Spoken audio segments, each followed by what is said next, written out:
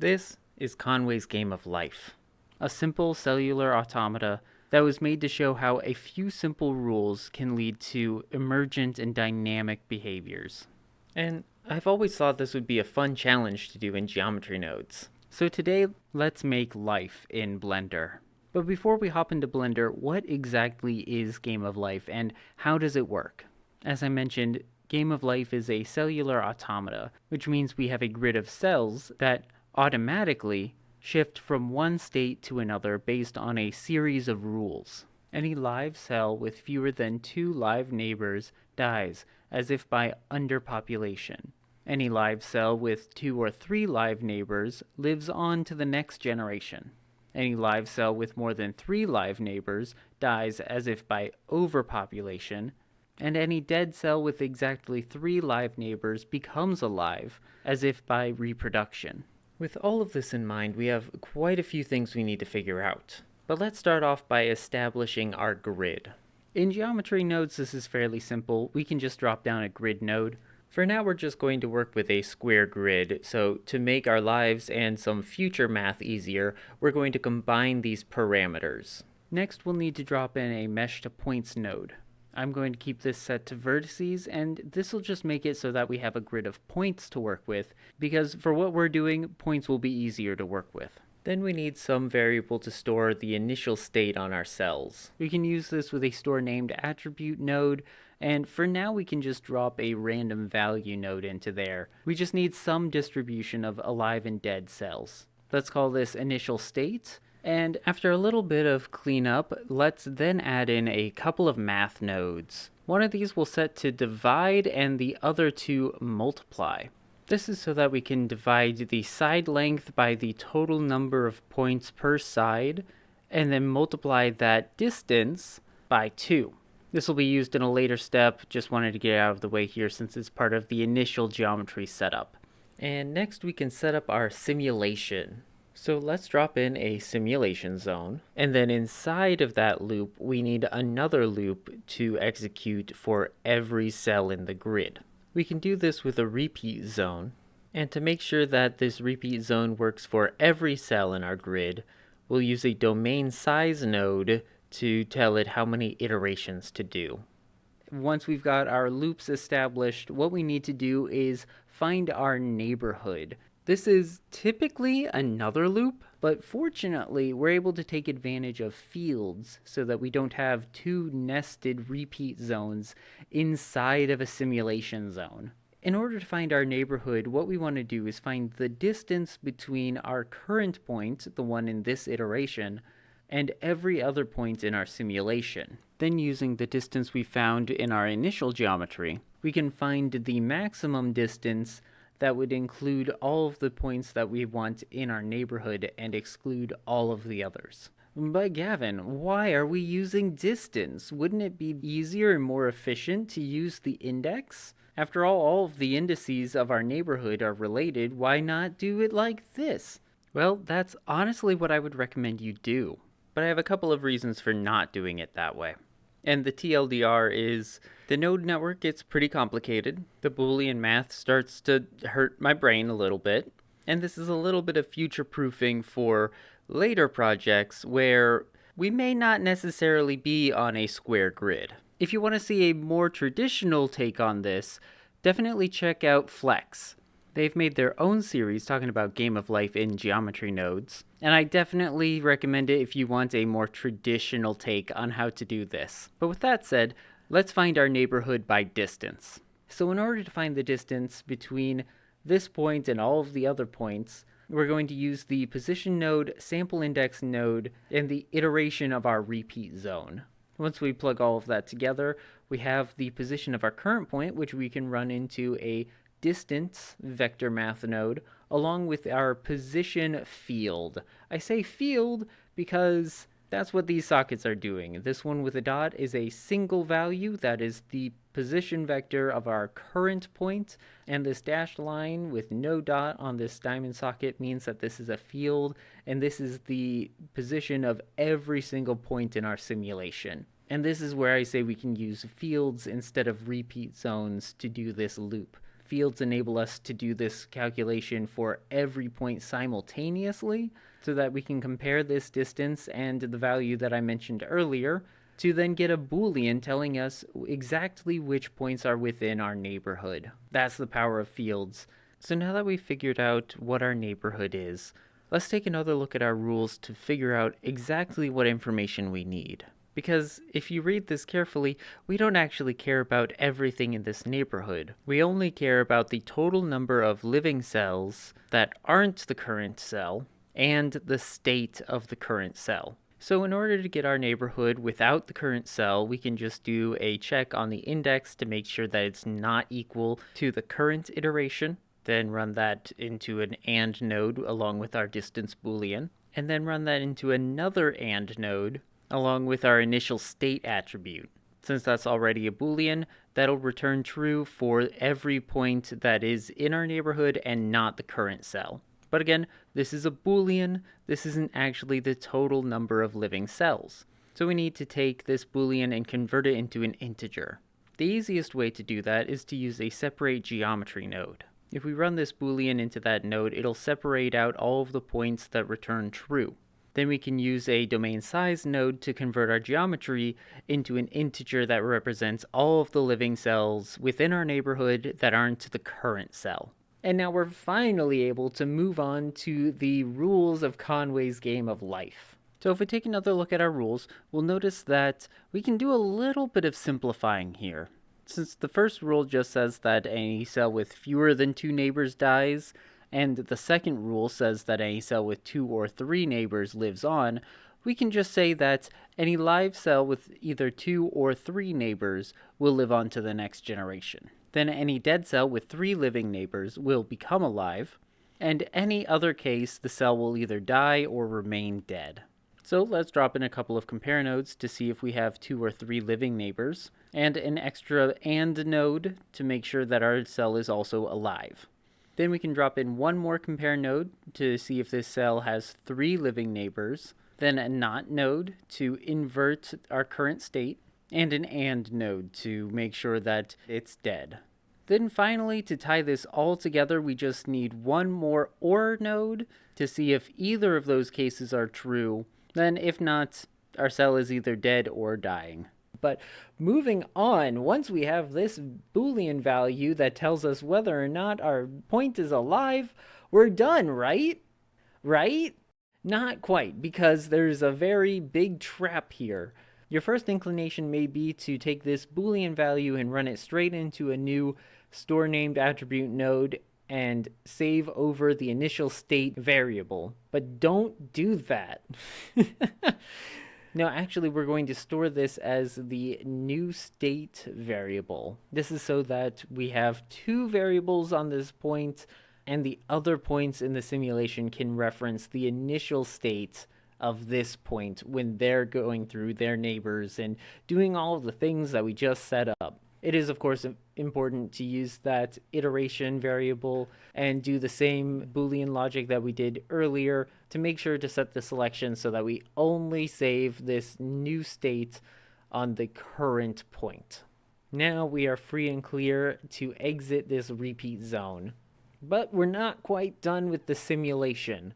There's one more important thing to do, and that is to save over our initial state. I know I just said we don't want to do that, but that's because we hadn't calculated everything for every point just yet. Now we have 2 variables stored on every point, and we need to make sure that the new state becomes the initial state for the next frame. And now we are finally done with the simulation. So let's hit play.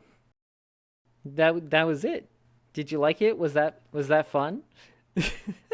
There's actually a little bit more work we need to do in order to actually see the simulation. Now, this may be the easiest thing and most straightforward thing you could possibly do, and that's simply to just drop in an instance on points node, maybe grab a little cube, and then set your selection to the initial state value and hit play again. And wow, would you look at that? We can actually see something happening. All of these little pieces of geometry flashing in and out.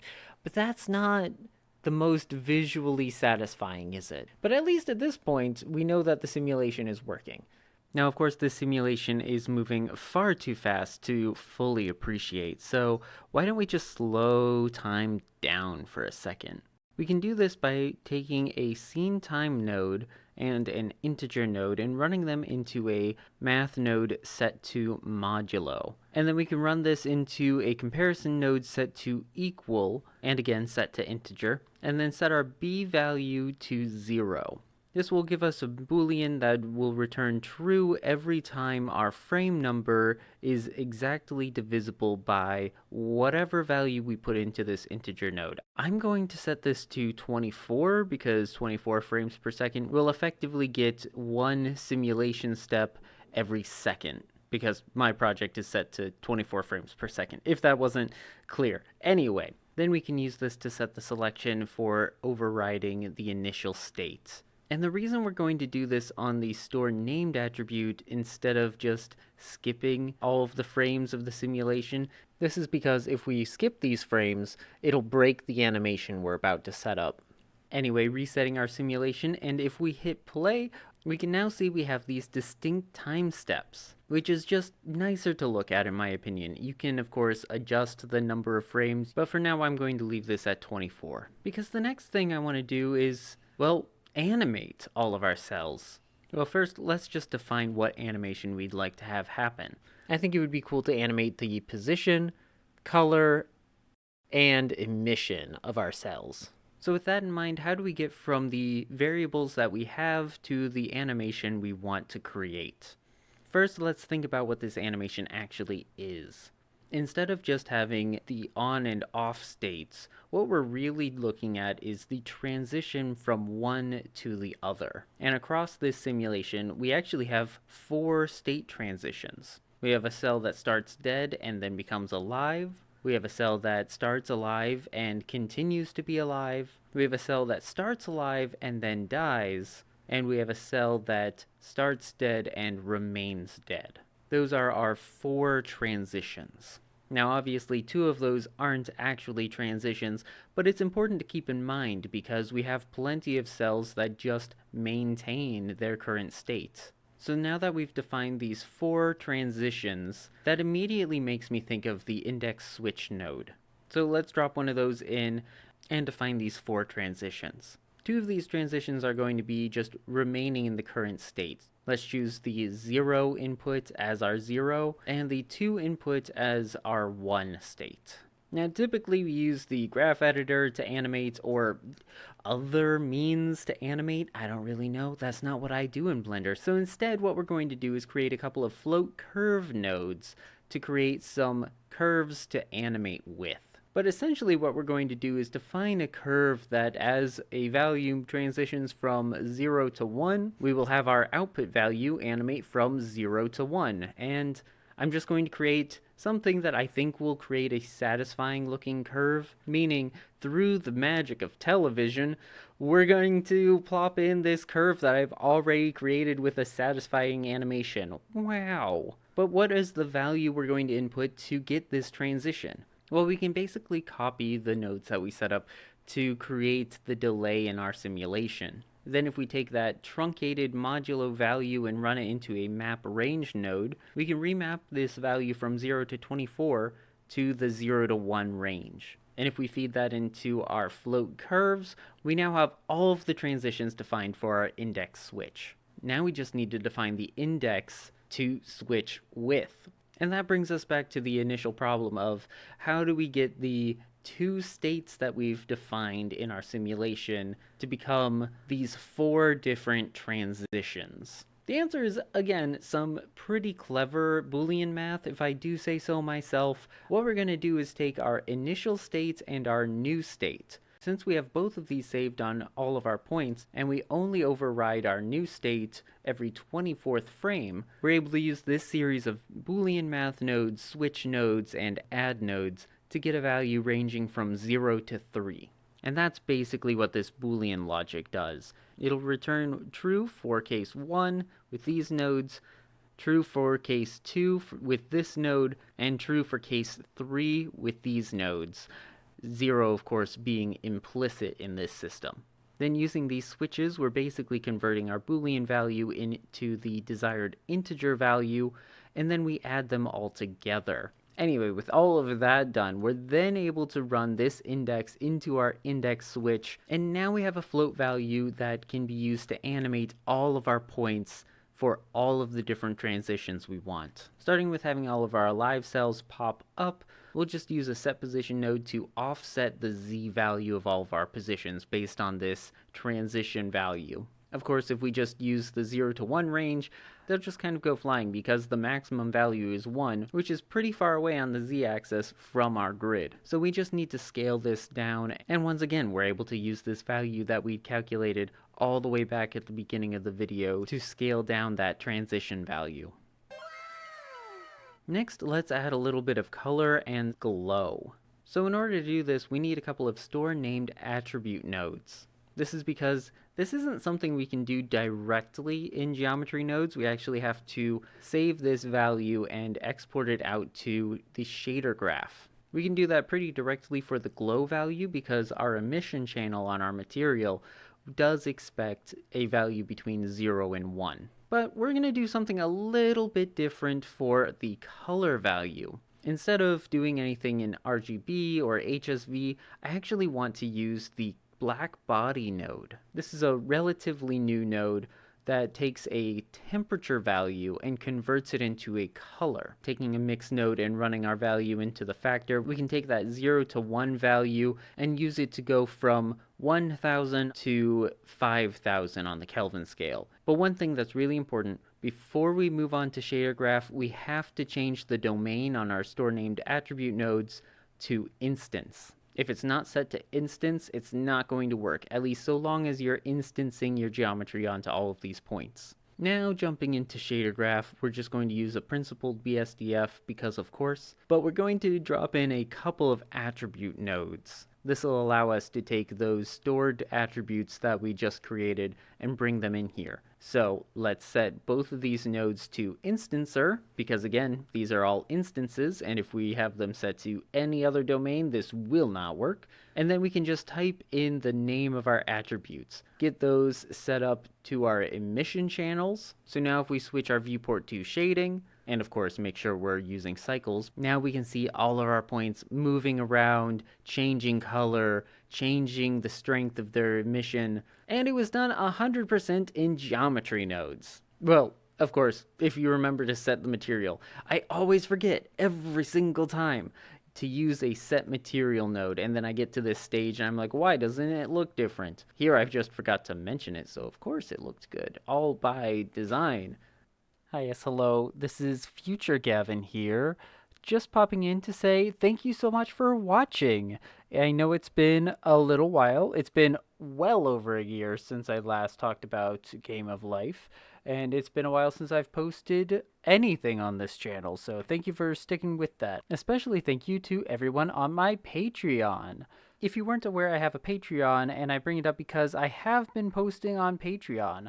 I have a free blog where I keep you up to date with what I've been up to and what's going on. There's a lot of information there that doesn't get into videos, and right now it has a lot of information on the projects that I will be making videos on because I have been doing things since I last posted.